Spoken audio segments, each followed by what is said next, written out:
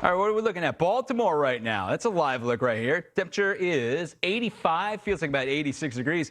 It could be hotter, except we've got this layer of smoke. And you can see right there, it is just a milky color. The air quality has been poor. We got advisories all the way down there past here in the North Carolina. So Jane Minar drove all the way down I-95 to get there to set up shop. Jane, great to see. Oh, man. All right, so you're sharp as a bell. Behind you, when you get across the Inner Harbor, not so much. Yeah, no, I mean, the smoke concentrations bringing this haze across the entire Baltimore skyline. And, you know, I can't exactly smell it. Last night in New York City, you could smell it. I heard you speaking with Stephen Morgan earlier that this morning you could smell it. But hasn't quite gotten there just yet for us here in Baltimore. But, boy, you can see it. And I will say, you know, standing here for a good hour with live hits, I definitely have, you know, a little dryness to my mouth, and I'm curious to see how the day is going to go on. But we have those air quality alerts in effect for a reason, right? I mean, this is hazardous air, especially up into the Great Lakes, where we've got Detroit, Chicago, top two worst cities in the world right now for air quality. D.C. rounds out the list. We're about an hour up to the north. Check this out. So Philadelphia Airport is in a ground delay program right now because of that poor visibility. So we're starting to see some slowdowns.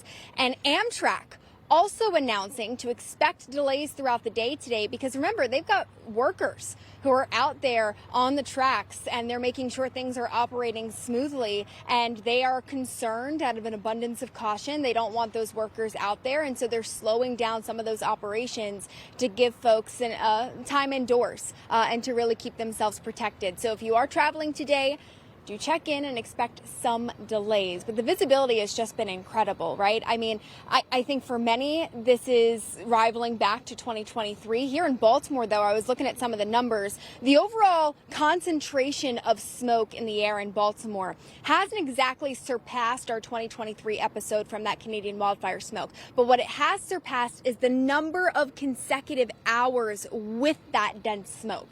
And of course, that's what heightens the risk. The longer you're outside with these heavy concentrations, our AQI was right around 200 when I last looked. That's unhealthy for everybody, right? Not just sensitive groups, not just, you know, the little ones or the elderly, or if you have respiratory problems like COPD. It's you and me. We're standing out here relatively healthy, and, you know, this is the type of smoke that can absolutely have an impact on you. So, you know, they, of course, are recommending those KN95 masks. If you do have those on hand, you can wear them as you're outdoors, but really it's just a matter of staying inside. But, Bob, I was talking with you before the hit, because I was getting a look at the synoptics, the big picture of what's happening. And we knew yesterday that all of that dense smoke settled into New York City, Philadelphia, because we were behind the cold front.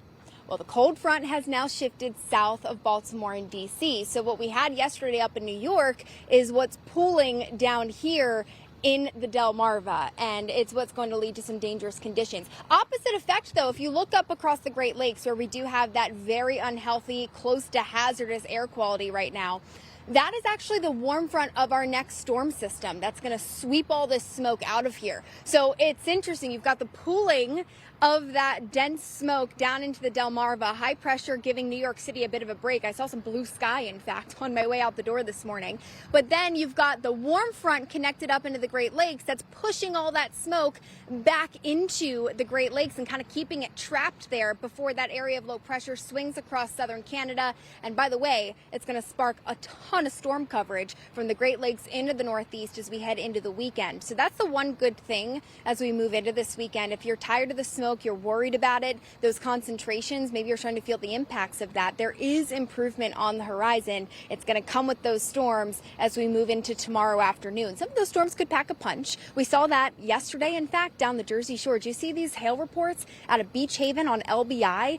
Just a storm parked itself on the barrier island, and we had tons of rain and hail that was upwards of about ping pong balls. We had baseball-sized hail 2 days ago in upstate New York. So, Bob, I do think it'll be interesting to see how tomorrow plays out. I think the morning hours, we're going to see that smoke lift back up into New York City before it does finally sweep out, and we see those concentrations return back to healthy, maybe moderate levels for some of us. But it has definitely been a conversation talker for millions of people.